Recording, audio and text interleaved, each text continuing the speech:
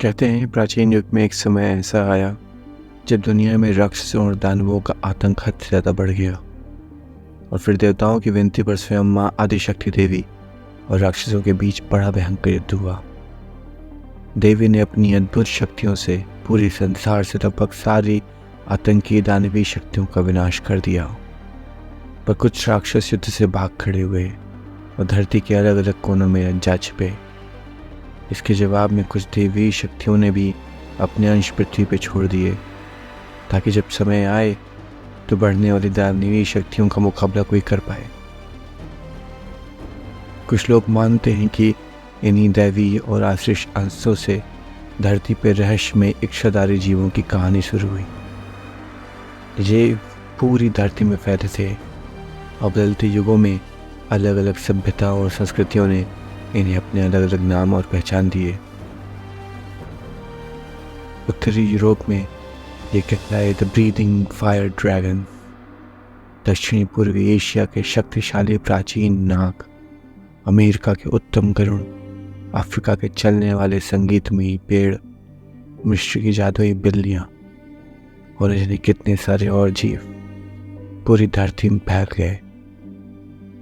पर इनमें से सबसे अलग, अपने आप में एक अलग ही जीव, आग के पंखों वाले, मध्य एशिया से लेकर हिंदुस्तान तक फैले वो अद्भुत शेर।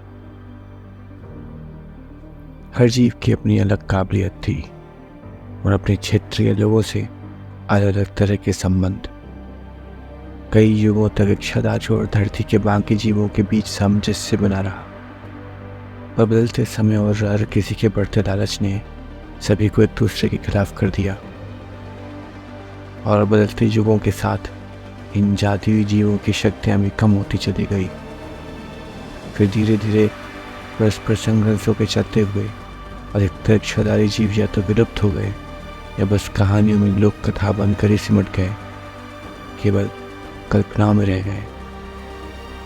और सदियों में कहानी बन चुके ये किस्से और एक कहानियाँ एक बार और जाग रहे थे। दुनिया की नज़र से दूर दानवी शक्तियाँ एक बार फिर इकट्ठा हो रही थी।